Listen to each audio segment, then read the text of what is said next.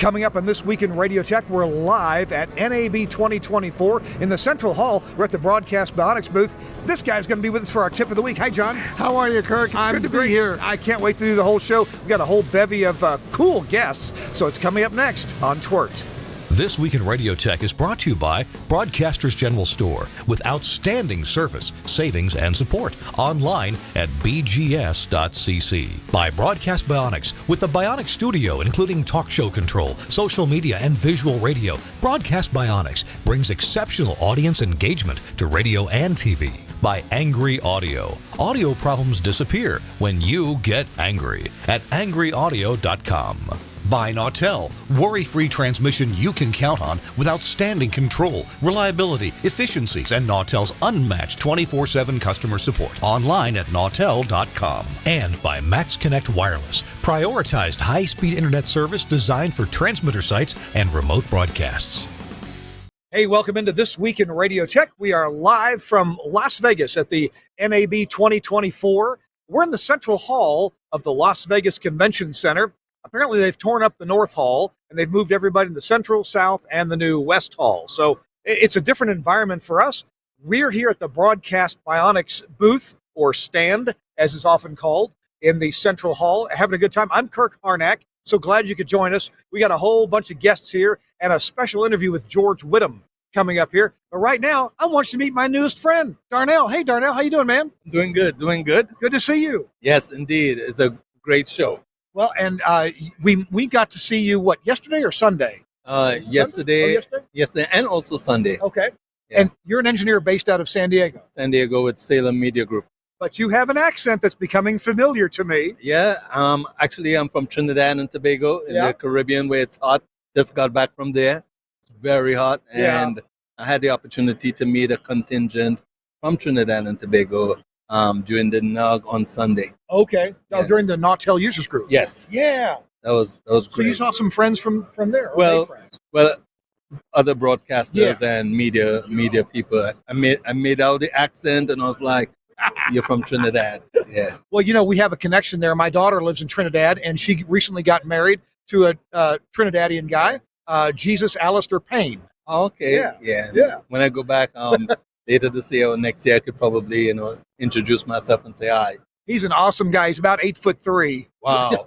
Wow. Wow. Yeah. So tell me about what you do in San Diego for broadcast engineering. So I maintain the whole facility at Salem. Not only the transmitters, but I do some of the local IT work and basically keep the station on the air and also keep everybody happy from making sure their computers work properly, to make sure that I answer any questions that they have with regards to problems. Would you say that as an engineer for Salem in San Diego, do you have any issues or problems or challenges there that are unusual, or are they pretty run-of-the-mill that every engineer runs into? Well, I think what has happened is as time goes along and technology comes in, what I've had to do was expand my knowledge base, take classes I decide, and also start to understand more than just the electronics part of broadcasting. I had to learn the IT part and also the business part as well. Oh. Because what that drives is what I would forecast to my GM in terms of what it is I'll like to have that will help the company be profitable or create another revenue stream. But I have to do that contingent with how much money we're meeting and if we're meeting budget or not meeting budget. So, would you say you have a good relationship with your management and with your on-air staff? Oh yeah, my GM, he's awesome. I'll show him this afterwards. Steve, you're an awesome general manager. You allow me to come out to Vegas, even when things are not so good. So, yeah, budget-wise, but he allowed me to come out. So, if you had to point out some technology or equipment that you've seen here at NAB, what's been kind of interesting to you? Definitely AI.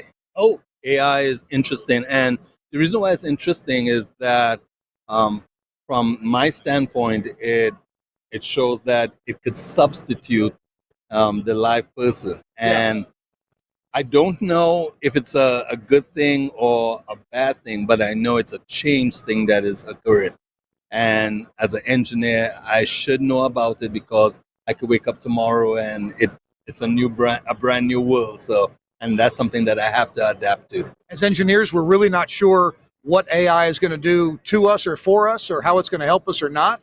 I think it's cool that you can start to be able to type in symptoms of a piece of equipment failing or acting badly, and AI would just do a good job of scanning the whole internet and finding out all about that problem. Lately, I've noticed that if I type a symptom or an issue or a problem into Google, the top response is their AI response. Right. And sometimes it seems like a really good response. Yeah, it is. But I think there's also the intuition that AI cannot replace. Yeah. There are many times working on equipment. I go back to my knowledge base. For instance, it wasn't too long ago. One of my mod monitors was acting crazy and giving this loud hum. And I was talking to a colleague of mine, Jimmy in Cleveland, Jimmy the Greek. I don't know if you know him. No. He's with the Salem affiliate in Cleveland.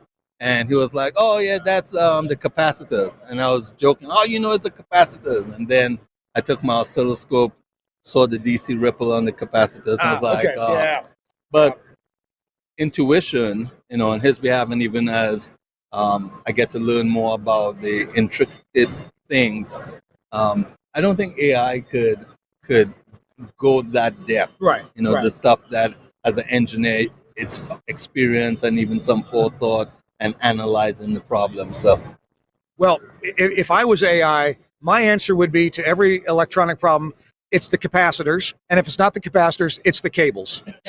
So, hey, Darnell, I got to run. All right. Thank you so much for stopping Always. by. And thanks for hanging around for the beginning of the show. I appreciate you very much. I thank you. All right. Take care. Bye-bye. Hey, I'm Kirk Harnack. We're live at the Broadcast Bionics booth, and we're going to hear from Dan McQuillin in a few minutes. Right now, I'm going to ask one of our other guests to pop in, and we're going to do an ad for Nautel. I want to tell you about Nautel, and you can come on in, Bob.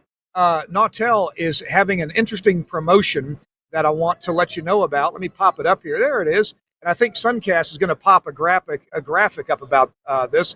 Nautel has something new. They're having an HD radio digital test drive to unlock content, revenue, and ratings potential. I want to thank Nautel for being one of our sponsors here at This Week in Radio Tech. They do so much for the broadcast industry, and they've got this trial coming up. They break down the barriers keeping many broadcasters from trying HD radio broadcasting. HD radio transmission has the potential to create critical presence on the car dashboard and help stations stay competitive in a field of alternative media choices. And to that end, Nautel is creating a digital radio test drive, allowing Nautel customers a 6-month risk-free trial of HD radio with a minimal investment. The trial initiative takes advantage of Nautel's unique software-based air chain. Broadcasters will need a GV2 transmitter. They need content delivery via LiveWire, and they'll need an Xperi license. Now, for eligible broadcasters, Nautel can provide Omnia for Nautel audio processing, Importer, Exporter, and XGen as a software load. And that allows the broadcaster to place their main station and as many as 3 extra multiplexed channels on air for up to 6 months. Broadcasters won't need extra expensive boxes to implement HD radio because the audio processing, the digital encoding, and the synchronization is all running inside the GV2.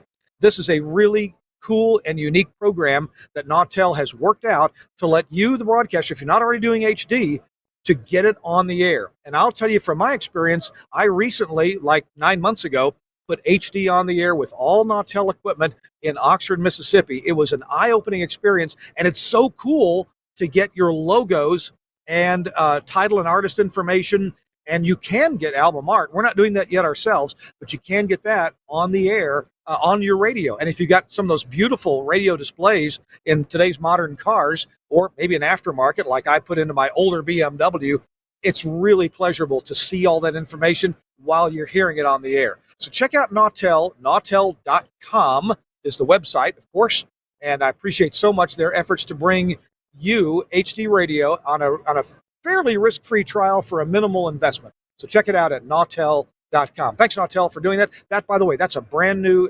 introduction, a brand new announcement that they've just brought online.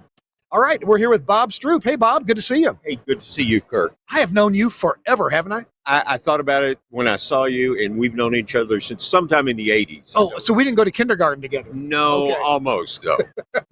And I met you in Senatobia, Mississippi, didn't Well, actually, you were in Memphis. Oh, in Memphis, yeah. In Memphis. Yeah, You were doing some broadcast engineering work That's there, right, and that's I grew up in and around Memphis. So, Now, are you still in the Houston area? yes, I've been Okay. there since 1990. It's So- still there. What are you doing day to day these days? I am the regional engineering manager for iHeartMedia in Houston.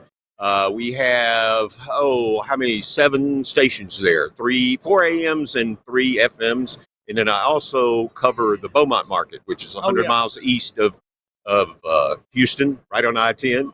And there are 6 stations. I'm sorry, 5 stations Oh, in there. Beaumont? We have 4 FMs and KLVI 560 there.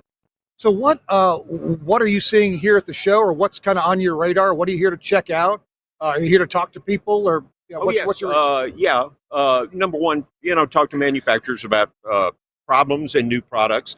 And I actually, to help you out with Darnell, I actually was at the users group meeting on Sunday morning, and I saw that. And for in certain situations, like your station in Oxford, that's going to be a really neat, because you don't have to have all the extra boxes that you used to have. It's kind of an all-in-one solution, and it looks like it's going to be a real good thing. And I'm glad Darnell is encouraging people.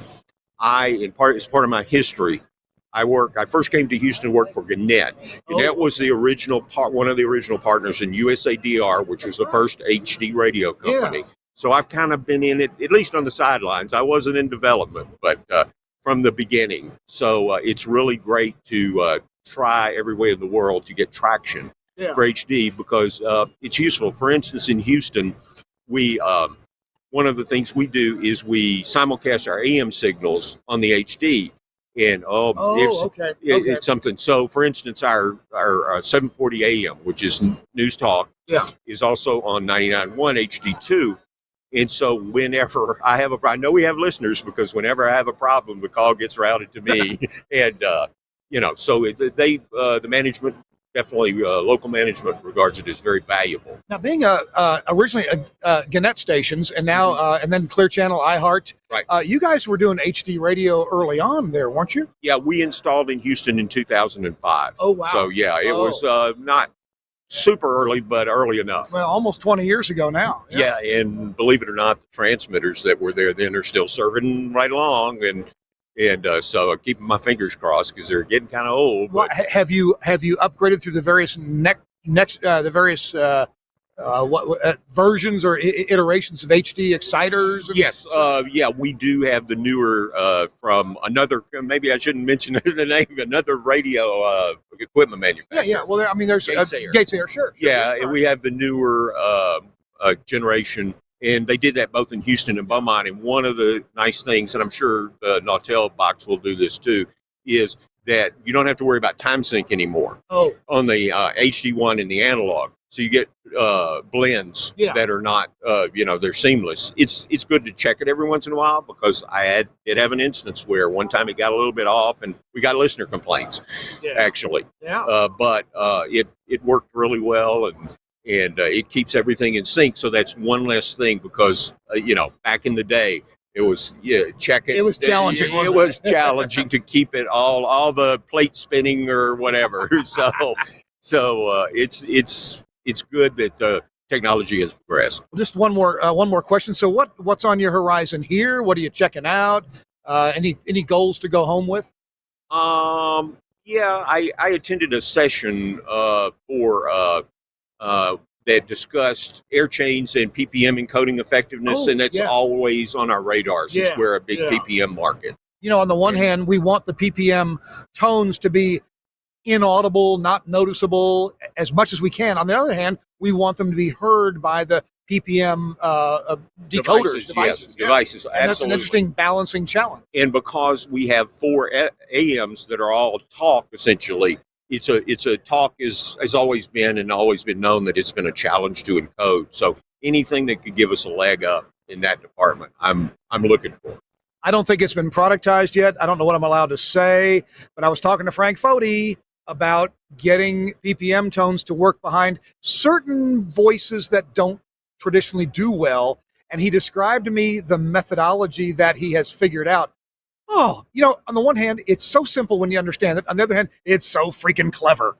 Well, I can disclose in a certain situation, and I can't say which station, we have an Omni 11 and wrap the PPM encoder around the Omni 11. Yeah, sure.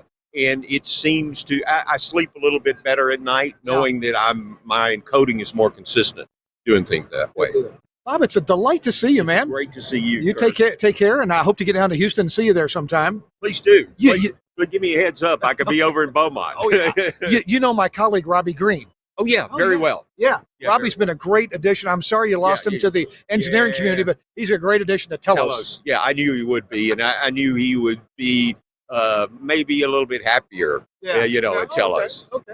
So, well, good deal, man. Thanks a lot. Thanks again. You're welcome. Take care. Bye-bye. Sure, you too. Hey, it's Kirk Harnack. We're live here at NAB, NAB 2024. Look who's here, Francis Martin. Can you sit with me for a minute? Of course. I just want to say hi. It's a pleasure knowing you. Oh, it's a pleasure knowing you too. Pleasure. A pleasure. Yes.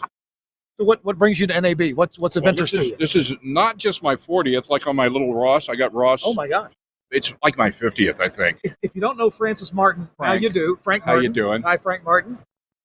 We've been Facebook friends forever. I guess so. I remember we met first with Joe Talbot out at the Longhorn Bar and Grill out by where he lives. And that was fun. Yeah. Here, picture time. There we go. The mug. I've been hanging with Shotgun Tom Kelly over at SAS in the West Hall. He's awesome. And we went out to dinner Monday night, and it was constant. And Shotgun has that down. You know, he's balls and cue ball. That's why he wears the Smokey the Bear hat. Okay. And he doesn't want to show his bald, shiny head. So he's always got the grin, the hat, and mugging every time for the cameras. So what's been interesting to you here the last couple days? You know, last time I was on your show, we were talking about the Franken FMs, and right after we did that show, I was real Debbie Downer. I promised to be more upbeat this time. They weren't going to. They all got licenses. They all got. So here in town, I've really been enjoying listening to the Franken FM here, which is now called Club 87.7. I met the owner again at a ATSC 3 thing up in the top of the Westgate, Vincent Castelli, who looks like a Mexican drug lord, by the way. And by Franken FM, we mean the Channel 6 audio space, right? Yeah, we have to explain that. KGHD LG Channel 6 is on 87.7 on your FM dial if you don't have a Forde. If you have a Forde, I don't think it goes that low. Oh. But, and that has, you remember when stations used to compete, 2 top 40 stations? That's happening here now with the 87.7 and the people that started it, which is my old friends Holly Adams and Brandon. And after they got the license, they said, we're taking the name Acid FM, we're taking it, and they moved it to the highway stations. Oh. So 99.7 KHYZ-LD is the old dance, it's an EDM format, electronic dance music. Yeah. And we've got the Electric Daisy thing coming up in a month here. So there's a huge EDM club music thing. So there's 2 competing stations, 99.7 KHYZ highway stations, 87.7 the Franken FM, KGHG LD, and you can go back and forth, and it's like they're the same thumpa. And that's something I remember the old days of radio when top 40 stations used to compete. Like, sure. Yeah, exactly. Yeah. So that's fun to hear that, and I got to see Dr. Vincent Castelli, the Mexican drug lord owner of the Franken FM and everything. So it's been fun. Frank, great update for us. Thank you. And I did read about some of those getting licensed, getting all 14 genuine of them. Oh, 14? All 14 Franken FMs were grandfathered in, and they all have licenses now. Let me a quick inside baseball here. Mr. Schick, could you find Mr. McQuillin and maybe Dan McQuillin? Yeah. Tall guy, British accent, owner of the company. He's going to come do an ad for us. So. Oh, okay. It's ad time here. And that's what pays the bills. All this glory. You know, another thing, you were reticent to have me mention on the last show we did last July, my buddy Tag Borland, who owns Logitech Audio. Yeah. But now Logitech has merged, and that's big new with this Helix group. So Angry Audio, Studio Hub, Logitech Audio, which is Tag Borland from Houston. And Max Connect. and the MK consulting firm. I think that's everybody in hemp. So that ties into some of your sponsors, and that's big news for them. And that way they'll have a tag in his low-cost digital mix-it for little radio stations that want a $3,500 digital board. I put 3 of those in. Somebody I went to Rice University with in 1977. So Tag? Yeah. Okay. Awesome. Yeah, Tag is a very clever guy and put some good stuff out. Frank, we gotta talk to Dan McQuillin. Right. Thank you so much for stopping by, man. You bet. All right. Francis Martin, and been a good friend to us. We got Dan McQuillin standing by because it's time for an ad. Dan, you've paid to be here, so come on in. Hi, good to see you. Thank you for the space and the bandwidth. Both are hard to come by. This place is kind of squeezed in, and bandwidth is expensive. Yeah, I mean, all this trade show stuff is, but you know what? It's great to be back after all that pandemic stuff. And what a buzz there's been around this central hall, I think, this year with, so far we're on, day 3, and it's been rammed the whole time. So just before the show started, there were some publishers in your booth handing out an award. Yeah, so we got one of the Best in Show awards for Context, which is our kind of graphics switching system. Yeah. So for a while we've been doing camera switching, which is visualizing radio. And the idea of that was really to create these socially shareable assets from audio-led content. But that's led now to quite a lot of streaming and long-format kind of TV production from those spaces. Okay. So what we wanted to do is create a way of intelligently and dynamically generating the graphics for that, and that's Context, and that was recognized with the award, which is great. So this can happen automatically? You can have automatic graphics be popping up during your telecast? Yeah, so imagine sort of Pathfinder or video routing, but for metadata and graphics. So you can intelligently create scripts that say, okay, when an RSS feed changes or the EPG changes or the weather changes, then we can trigger graphics. So some of our customers use it entirely automatically. You can also create little web UIs so people can upload video and audio clips or graphics into that. So maybe they're going to interview you about a book. They can upload very simply a JPEG of that book to bring in vision. Okay. So some of it's manual, and some of it's also about like these second screens. So it will also drive outputs which are used to put on branding screens and logos and things in the studio. So some of it's graphics behind, some of it's graphics as layers in front. A couple days ago, I was over here in your booth talking about virtual rack. I love talking about virtual rack. My employer, Telos Alliance, is one of the companies making containerized software. And some people want to do that on their own hardware. Some people want to buy a small appliance. You have made that very easy for people to deploy. This is not easy stuff to deploy. If you're not already well into the containerized software world. Can you spend another moment and tell me about Virtual Rack? And you mentioned that some surprisingly large organizations are taking advantage of Virtual Rack. Yeah, so we wanted to accelerate the adoption, and Telos were one of the leaders in taking their hardware products and making them available as containers. Mm-hmm. And containers, it's a great technology, but there is a degree of complexity around the hardware specificity that you have to put it on and the operating system, and some people are not comfortable with bare metal hardware and command line Linux. So we wanted to wrap that into an appliance which really anyone can use and install. You plug a 2U server in, plug it into the network, and manage it through a web browser. So we thought that would create maybe somewhere in the middle. I mean, Telos have a great little product, the AP3000, which you can pre-install individual container elements on.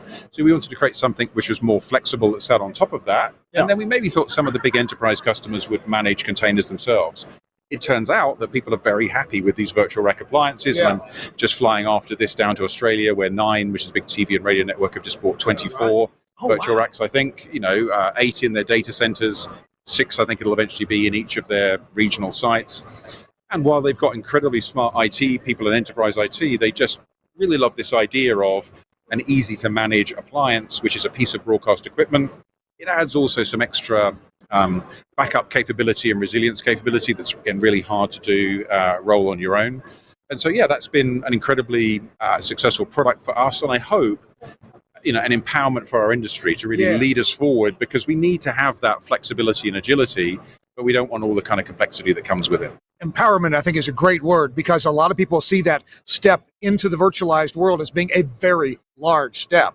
And your virtual rack, I think you said you plug it in, you browse into it, hook it to your network, and then you choose the applications that you want to install. Yeah, so we use that word applications. So we don't really talk about containers because that's why do you care about the technology that's deploying it? What you really want as a broadcast engineer is give me a virtual rack of broadcast equipment.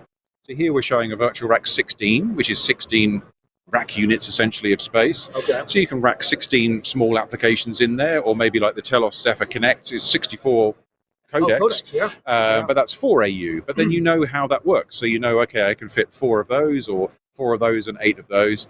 And for the first time here, we're able to show a virtual rack with the entire air chain. So we've got mic processors, we've got mixers, we've got talk show systems, we've got codecs, we've got streaming engines, we've got final FM processors. So you could put this microphone in over live wire from mic processing to micro MPX on the outside. And that, I think, is, again, it's helping people see a virtual rack as not just a utility for doing a whole bunch of codecs or a whole bunch of processing. That can be your whole air chain from microphone to transmitter. And that's, I think, a game-changing way people are thinking about the technology differently. You're a worldwide company. How do broadcasters get in touch to find out about virtual rack? You sell through dealers, direct? How does this work? Yeah, so they can find information about the products from us. We're just bionic.radio. And otherwise, we've got distribution in like 120 different countries. And there's information about all that on our website. Awesome. Thank you so much, Dan McQuillin. Thank you for the space and the bandwidth. I appreciate it very much. Thanks. It's awesome. All right. Hey, we're here at NAB 2024, and my boss is here. Come on in. Scott Stiefel, who is the CEO at Telos Alliance. Scott, it's a delight. Hey, good to see you again, Kirk. Thank you for joining us. You were on the show, I guess, a couple of years ago or so? Yes, it was not as pleasant circumstances. Supply chain issues. Supply chain crisis, talking about... But you helped our audience really understand the challenges and what companies, Telos in particular, but others were doing to try to solve that. Yeah, absolutely. And, it wasn't really an academic lecture. So, my knowledge that I was talking about actually came from personal experience, sadly, right? So I had to get up to speed very quickly on the entire electronic supply chain. Not something I would normally want to think about, right? When you just want to build, right? So this was, so much more pleasant circumstances today. So one of the cool things about Scott being in charge of being CEO at Telos Alliance is you have a very technical background, but you also have a business degree. True enough, yes. So sometimes I say I got lobotomized and had to return my engineering degree when I got my MBA. Yeah. All right. So here at the show, I mean, you're in a position where you get to kind of oversee what the conversations are going on. People like Cam Eicher, my immediate supervisor, comes back to you. Marty and others come back to you. What are you noticing any trends or commonalities of what people are asking about, thinking about these days? Well, the nice thing is, I've been coming to NAB since 1995, and it's been a gradual transition. But the thing that sticks with me this year is we've done a complete pivot from bring a bunch of boxes, let people come over, push buttons, put headphones on and listen, to let's have conversations. We're talking about workflows, we're talking about virtualization, we're talking about integration of different products and platforms. And we're actually, the guys in our booth are talking to customers about how to do these things and how to completely change, and get more efficient, do things in the cloud, do things in hybrid workflow modes, with people remote. And it's just a very different vibe than, let me see the new box or the new console that you have here or the new widget. So that's the exciting thing. You really summarized that well, because I noticed, and maybe we planned it that way, maybe it's the way the industry is going, but my own experience with customers at our booth has been just that. We're having conversations, and the equipment is there maybe to punctuate or to illustrate our conversation, but it's less about the equipment and more about what are we doing going forward? How can our workflow be enhanced or enabled by the things that we're making? Yeah, and it's all about creativity, right? How can we produce better content using virtualization, hybrid workflows, remote work, totally change both the experience of the creation process, but also how the audience is going to perceive it, which I think is important. As radio, it gets more and more competitive every year because there are more avenues for people to consume audio than just traditional over-the-air radio. Just before the show started here, there was an award given. Did the radio world make their way over to the Telos booth, or have you been there? I haven't been there to see it, so I was actually in the Encore all morning for a series of meetings with another potential partner. So, which of course that's a whole nother conversation, very exciting. So I haven't even spent much time in the booth today, other than to kind of poke my head and make sure everything's copacetic. And from everything I've heard, it's been. I think when you walk down the hall, there's going to be a surprise for you. Ah, excellent. Good. Anything else you'd like to tell our engineer and other viewers about here at This Week in Radio Tech? No, I just want to thank every customer that Telos has and every future customer that Telos is going to have that might be watching this. And come on by the booth or give us a call or talk to one of our salespeople, because we're very appreciative. We're not here without you, and you drive us to innovate and create better products, and hopefully we're delivering on that promise. This is one of the things I appreciate about the management team at Telos. People like you, like Marty Sachs, really teaching all of us employees to ask questions and shut up and listen. And that this is a great position, great attitude for a manufacturer to have. Oh, absolutely. I mean, for me coming to NAB, since I'm not on the sales staff, my main value I get from it is to learn from our customers. Yeah. You know, stay abreast of what's going on, get those juicy, you know what you guys should do, or you know what would be a great idea, you know, and instead of just hearing that from my mother, who's always giving me those kind of ideas. So yeah, to me, it's incredibly valuable to come out here every year and hear what people are doing and all the creative ways they're hooking up our stuff with competitor stuff, with third-party gear, and it's just wonderful to see. So it's always nice to be recognized. So I'm excited for you to find out what's. I don't know either, but there's something in they were headed from here straight down the Telos. Excellent. Okay. All right, looking forward to it. Thanks, Scott, very much. Appreciate it very much. Hey, it's This Week in Radio Tech. We are live at NAB 2024. In just a few minutes, Jeff Schick is going to join us. You want to go ahead and sit down? Take a load off your feet? Oh, yes.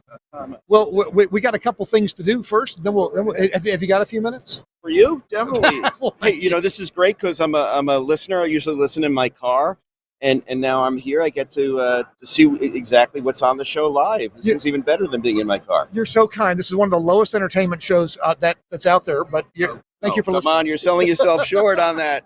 Oh, hey, our show is brought to you in part by Broadcasters General Store. In fact, that's where you are, right? I'm in Broadcasters General Store booth with the family. I'm trying to get adopted there. I was a longtime customer for years before I came out with my products, and they said, you know, come on down. They've always treated me right. And they used to like me because I would spend hundreds of thousands of dollars. They still like me, and I like them as well. I spent a few dollars with them as well. They're good people. And we're going to talk about your company, Sprite Media, in a few minutes. This Week in Radio Tech is brought to you in part by Broadcasters General Store and one of their vendors, which is Innovonics. We were just talking a couple days ago about this Innovonics triple tuner for AM, FM, and NOAA weather radio. This is so cool because it's got 3 tuners in it, and each one of them can be AM, FM, or NOAA. If you've got 3 AM stations and you need to monitor them, bam, there you go. You got 3 AM tuners in there, or FM, or NOAA weather radio, any combination you need. This tuner, you know it's from Innovonics, so you know it works really well. It's designed to be your EAS monitor receiver. It has 3 mono analog outputs. It has a LAN port, which, by the way, you can remotely listen to the tuners by remote from any browser. Dynamic web interface provides control and monitoring remotely. It's so cool. You hook up antennas to it. For your obviously antennas appropriate for AM reception, for FM reception, or for NOAA weather radio reception. It does have SNMP, and that's fully supported. So if you are a shop where you do SNMP, hey, no problem. It works very well with that. You can check on it with automatic systems that way. You can also have alerts sent to email or text, email to text services. You can get alarms like audio loss or low signal or an RDS error. You could get alerted for that. Or if there is an EAS alert tone. So many different things that this box does. You know, Innovonics, they make some high quality stuff. It just works. I've got a number. I don't have this one yet at my stations. Actually, this came out just a few months after we needed a triple tuner. So for our next project, we're going to be getting one of these. And just love this thing. Half rack width size. It fits in your rack. It's got a rack mount kit. And like I said, it's web enabled, so you can really check on it, and it's useful. It has useful features for your web enablement. Get this through Broadcasters General Store. They'll be glad to give you a quote. Contact bgs.cc. That's the website. Their phone number, I've memorized this for years, Jeff. It's 352-622-7700. I've been calling them for a long I time. have it on speed dial. Speed dial. They speed dial is in my head, I think. Oh, And I got to say a good thing. BGS has, I think, what you'd call sharp pencils. yes, they do. They give very good pricing. They also have a very customized computer system at BGS, which really helps them tie down the time of delivery, giving you delivery options if you need something quick or overnight or in a couple days, or if you don't need it for a couple weeks. They can work with you on any of those bases. So thanks a lot, Broadcasters General Store and Innovonics, for sponsoring This Week in Radio Tech. All right, Jeff, Sprite Media, you are present at so many events, SPE meetings and so forth, big supporter. Tell us what Sprite Media does. Sprite Media, we do digital signage for the broadcast world, mostly radio stations. We have a stretch clock, which is unique. It's 1920 by 540, and people are walking right in and see it and say, what is that? Because it doesn't look like a TV. It's a video display. I got the idea at a subway stop. Oh. So I'm like, that would be cool if we can make that into a broadcast clock. And a few months later, I did. So it's 750 nits, so it's 2.5 times brighter than a normal TV. Oh. And we bring it here every year. It gets a lot of attention. And we also have some digital signage for the broadcaster. We have something called the presenter, which we introduced last year, which is meant for a lobby. See, a lot of the facilities, and you've probably seen this firsthand, have TVs. They just slap TVs on the wall, and we like to say, what's on your screen? Right. Because people put the local cable channel on, and or a logo. We do more than that. Yeah. And we do the work because no chief engineer, me being a former chief engineer, no one has the time to do that stuff. So we do it for you. So we have weather and traffic and news and photos from the station, and that appears one at a time on the presenter with a motion background. There's no glitches in anything. It's high definition video. Yeah. We have another product called the dashboard, which looks a little like the Brady Bunch. It's got boxes, and each box has different pieces in it. So people come up to me and they say, well, how hard is this to do? I'm like, it's not for you to do, it's for me to do. Oh. You look at it, you say, gee, I like that, but I want to have 5 clocks on that. I'm like, I can do that. And it's a pay one price situation. You own it. There's no licensing. There's no monthly fee. The first time I came out here was with the digital signage was 2015, and I had a model that was paid per month, and people were like, no, we don't want to pay per month. We just want to buy it and be done with it. And I listen. That's why I'm here. I get so many ideas from people coming up who bought the signs or are interested in the signs. So can it do this? And I usually say, either yes, or I'll tell you next week if I can do that. Because we write the software behind it, and it's always great to get out here. We have people who sometimes don't even know that we do what we do, and they're like, "That's great." We had a couple of people who bought digital signage hardware and didn't know what to do with it. They like, I can't even get a clock on the screen. So I'm like, "That's where we'll help you there." I'm wondering, we mentioned radio station lobbies, maybe control rooms, maybe it's in the background of a shot for visual radio. But what about, do radio stations ever put signage at maybe some of their best customers' locations? You know what? That was a concept that goes way back. Remember the old radio station clocks, that station? Yeah. So we actually had the concept of putting it in a client or a good as almost a value added to an advertisement where it would have the radio station logo.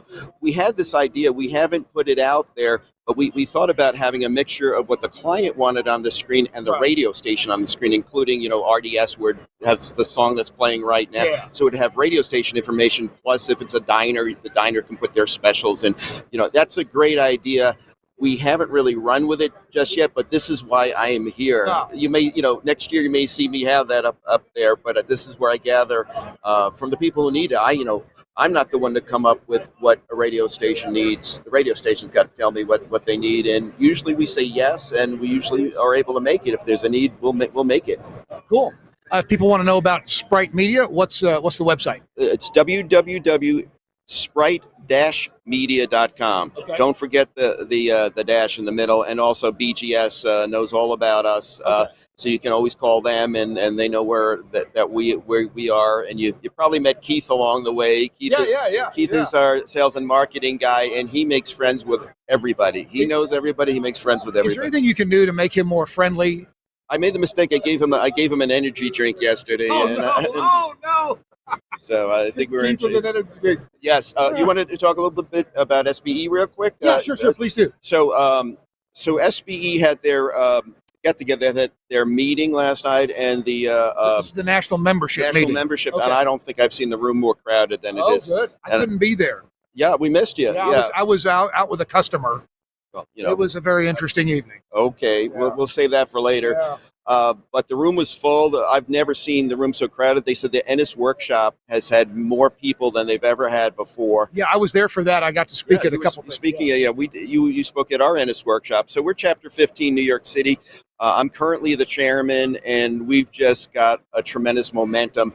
We're the biggest chapter in the world, and we keep getting bigger, and we've got a lot of young people joining, especially from Hofstra University. Shout out to Andy Gladding there.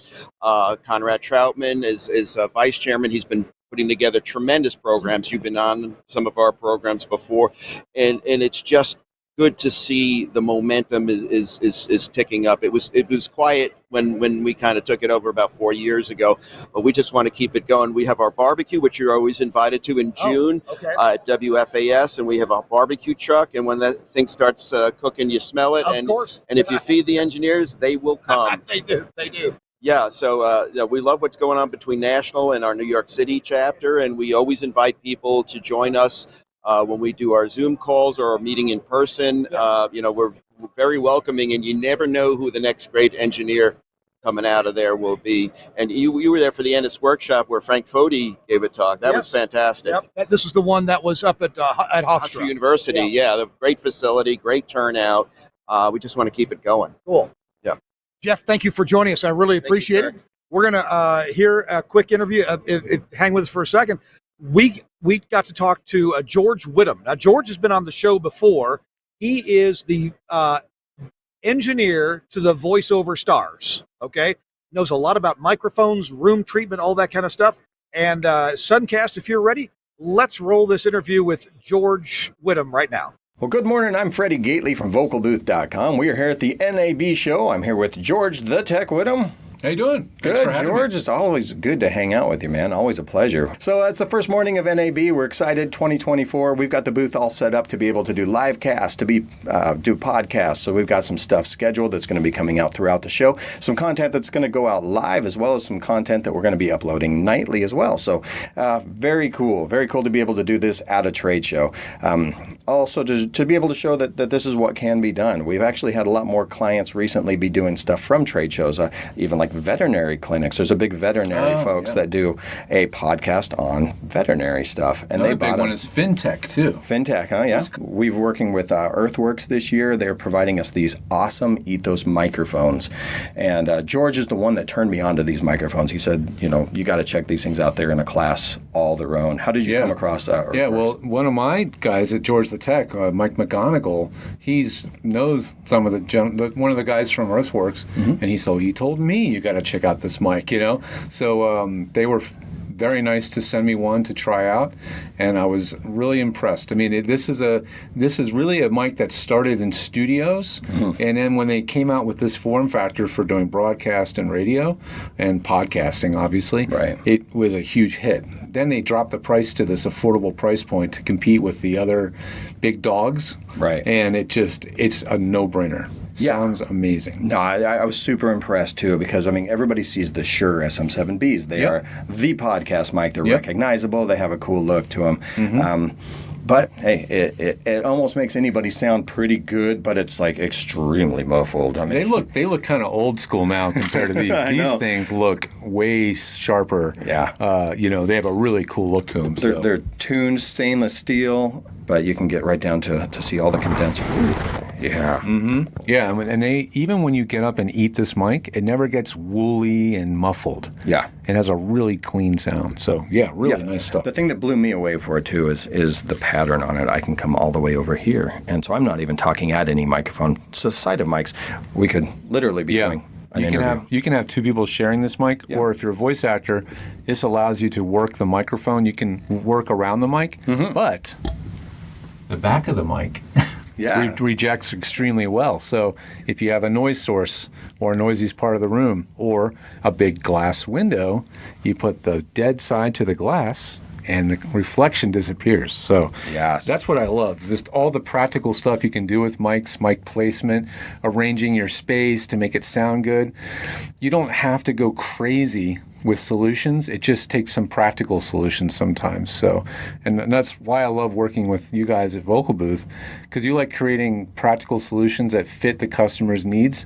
Or you do the other side, which is here's a one-size-fits-all thing that's extremely cost-effective, and we can ship it to you right now. You really cover the gamut, you know? Yeah. Nice Thanks. arrangement. Absolutely. And again, with the Earthworks, this kind of seems to be like, the word of mouth mic. I mean, people that know, they know. I think that's what they're doing. They drop the price on these and to an extreme degree, but they're putting them in the hands of the best artists and realizing this is the way we get these things, and it's working, guys.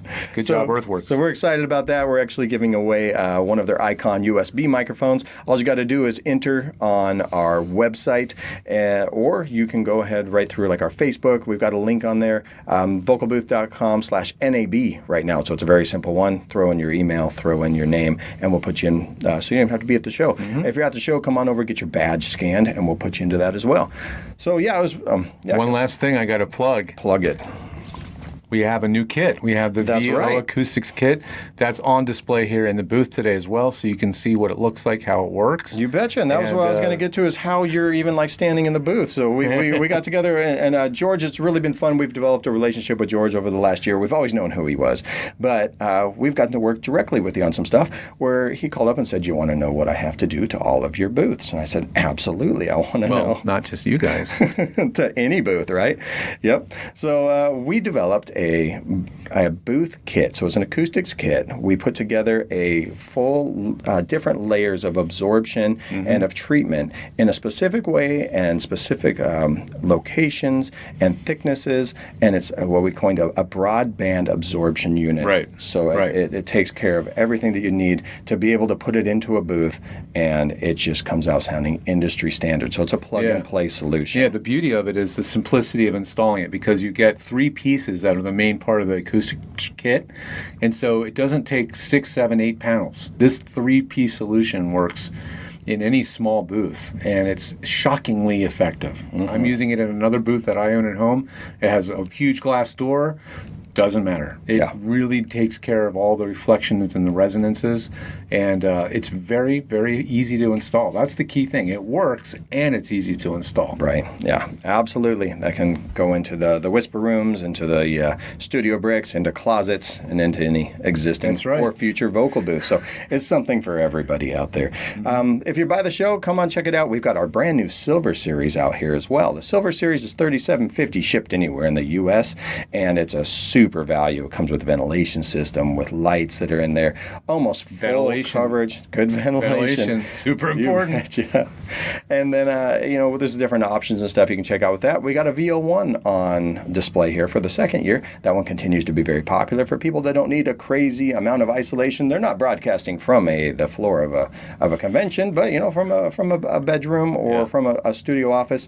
Don't want to commit to a large built-in booth. That one works out wonderfully. And again, we're inside of a Platinum Plus, which is an 8x10 booth, and we've had a ton of people in here. We can fit a whole bunch of folks and be really comfortable for doing some interviews. And this is a true double wall style. This is a true double wall style, and even this one has double layers of glass, acoustic STC rated glass, and outfitted with a few panels and stuff to be able to show the thing off. So if you're at NAB, come on by and check it out. You can also check out some of our videos. We'll put up some highlights and stuff when this one is all over, and consolidate some of those interviews. We'll maybe go in a little bit more depth with George on some of the acoustics kits that we've done, show you our new products, get into the nitty-gritty with some of the Earthworks mics, and also with a big thing, shout out to Bear Dynamic, who has supplied us our headphones.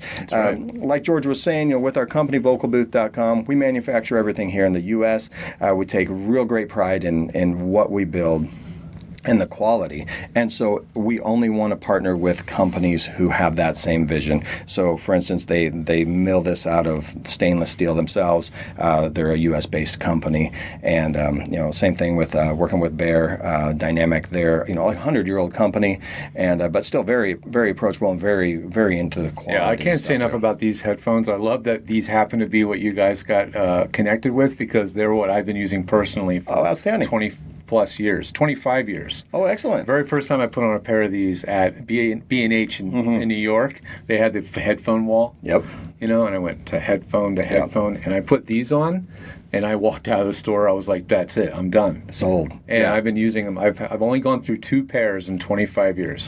What I love about it, too, is number one, the comfort. So, I mean, you're going to be putting these things on, and you're going to be, spending some serious, it's cave time. I was doing radio broadcasts for football. I had to be, on the air for 4 hours straight. 4 hours straight, yeah. Beautifully, so comfortable. And what I was surprised with is like the microphone. We said this microphone does not color, so it doesn't have like the Shure where it's like everybody's a microphone radio person. Yes. You can EQ the snot out of this microphone. Yeah, it's a pretty everything. flat mic. It's not hyped. Mm-hmm. It's not hyped. So if you want a natural sound, you can leave it that way. If you want to really go the DJ sound, you can get upright and eat it. That's and right. it still sounds clear. Plosives are under control because the pop screens in these are fantastic. Mm-hmm. So it just depends on the oral aesthetic you're going for. You want to be DJ style, eat the mic. You want to have a natural sound where it just sounds conversational, back away from it. Yeah, and that was something that I didn't realize, but the studio foam that's on these ones, I don't call it studio foam, but the microphone, the pop screen, the microphone is actually tuned with this special foam on there. So you get a microphone that isn't just have a pop screen or a wind filter in place. It's not an afterthought. But it's not an afterthought, no. And so they said they pay through the nose for this foam to specifically sound as good as it does. Mm-hmm. But also these these headphones are super flat too, which is amazing. They're not, you don't pick up like a pair of like Beats and it's just bass drivers, and that's how they try to. No, you can EQ with the. In fact, these are one of the headphones that I've been using to do my sound checks and setting up all the EQ for my voice actors. These are the headphones I'm going to be wearing most of the time because I can trust them.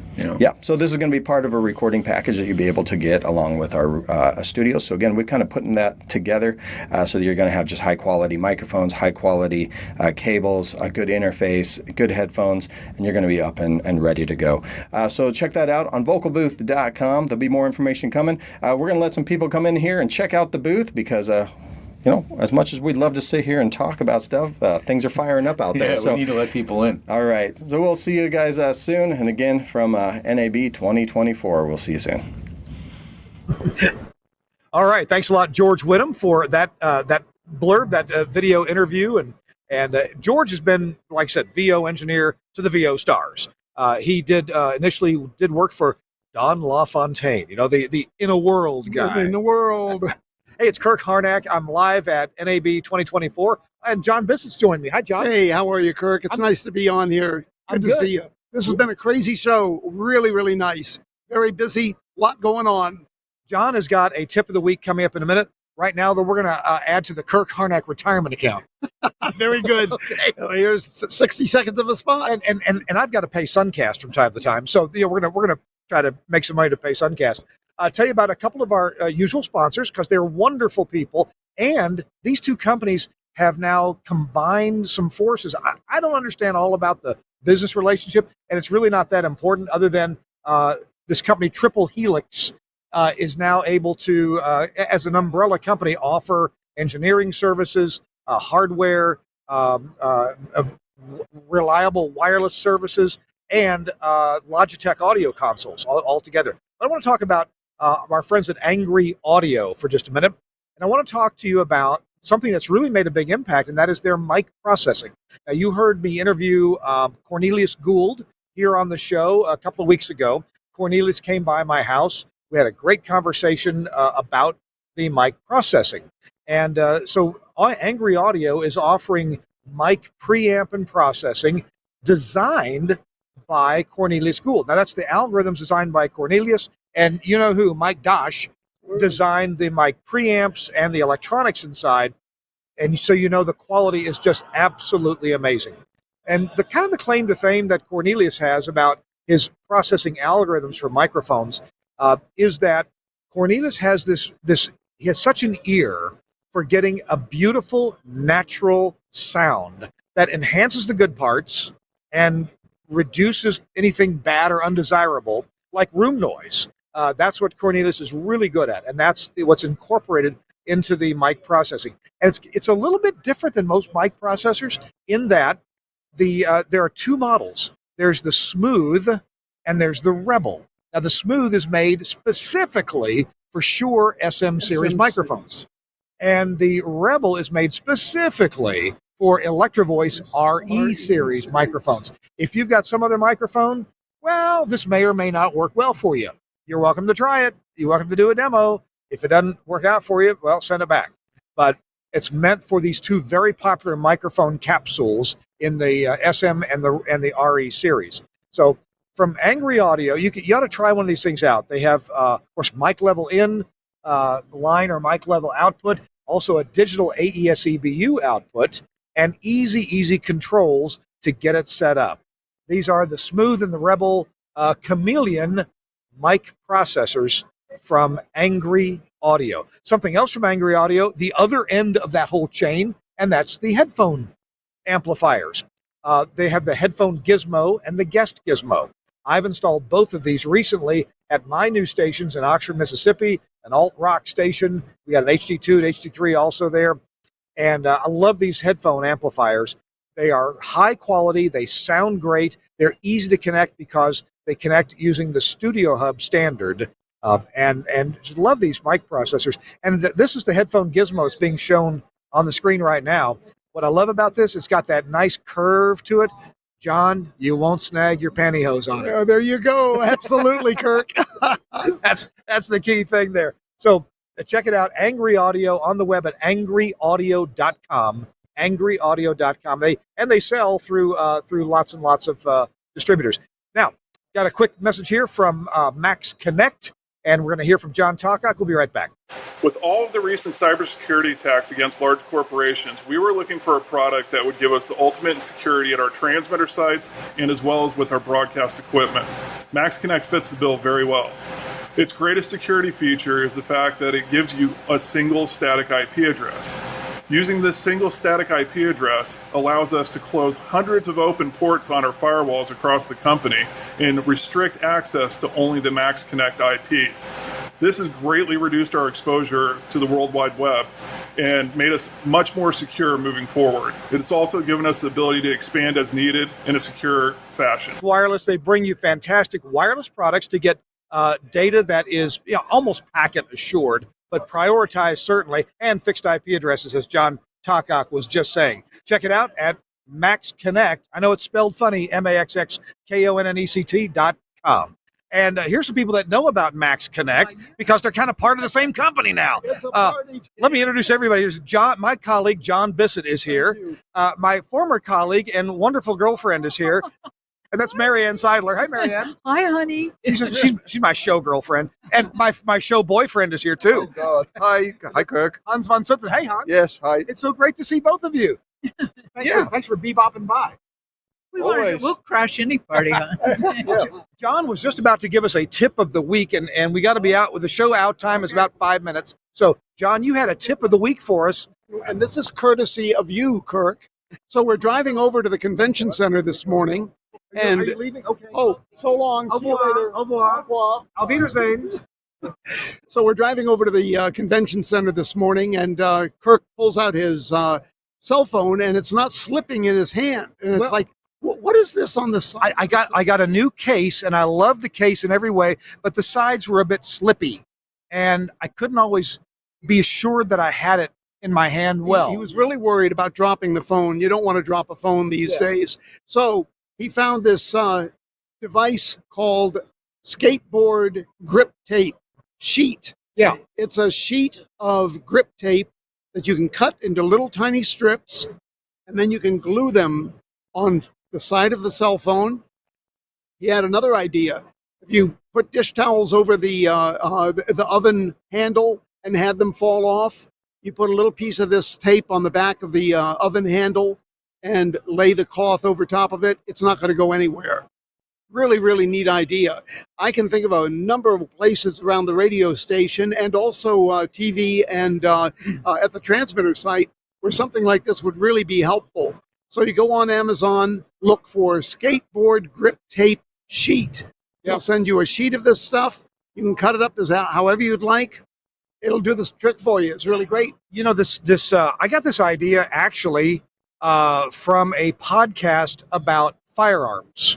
And the idea was to, if you need a better grip on a firearm, whether it's a paint gun or an actual boom boom firearm, maybe the stormtroopers could use this, and they have a little better pew pew aim. You know. There you go. Yes.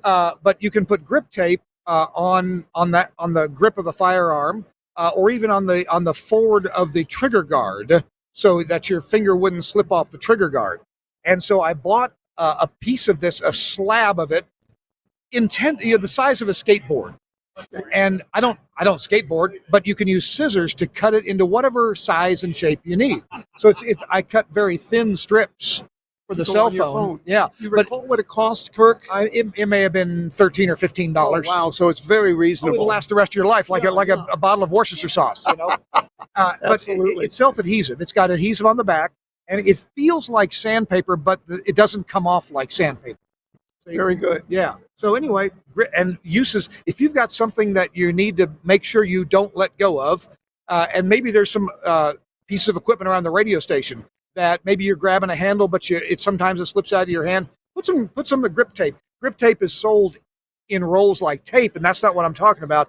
This is a sheet of it it's meant to be used as a whole sheet on a skateboard. On a skateboard, okay. Yeah. Or trimmed to the size of the skateboard. I don't know nothing about no skateboards. So come on now. But it's great. Yeah. That's really, really neat. Well, I was just thinking about tools. Putting this on the screwdriver or on a wrench to be able to give you a little bit more grip so that it doesn't slip when you're trying to undo those crusty old bolts. Sometimes my grip slips on a pair of diagonal cutters, or I have a small not adjustable wrench. It work on that too, but what's the word I'm looking for? We got a channel lock. Oh, channel lock pliers. Yeah, absolutely. So it'll improve your grippiness onto that. That'll be great. That's really good. Hey, and let me tell everyone, we got a couple of rewards. You'll have to be watching for it. I'm sure that Kirk will be talking about it, but we're really appreciative of Radio World and some of the other magazines that have recognized all the effort that has gone into the NAB on Telos's part, bringing up brand new products. John, thank you for joining us. We are out of time, and I appreciate you participating in this. Thank you. Thank you, folks. Thanks to all of our guests, and huge thanks to Broadcast Bionics. We're in their booth here at NAB 2024 in the Central Hall. Bandwidth is expensive and hard to come by, and I appreciate them sharing their bandwidth. You know what they did for me? They even disconnected their own internet usage for the hour and 15 minutes. Yeah, really. And we're sitting here at the Bionic Table, which is just we didn't use these microphones. I was just too late to get it set up. But this is a beautiful idea for several people coming and sitting down, having a conversation, having it all recorded, and there's very little in the way. My junk here is taking up way more room than their microphones. The Bionic Table, all kinds of great ideas from Broadcast Bionics. All right, we got to go. Huge thanks to Suncast, taking a special day to produce our show. Thank you so much, Suncast. You're very much appreciated every single day, and just thanks for being there and helping us out. Thanks to Chris Tarr. He couldn't be here today, but he'll be here, I'm sure, next time. And next time we're doing this show, I'll be in the Dominican Republic. I got to go find some bandwidth there. There we go. Lots of luck. I think you'll do fine. I maybe the show will be in Spanish next week. I don't know. All right, we'll see you next week on This Week in Radio Tech. Bye-bye.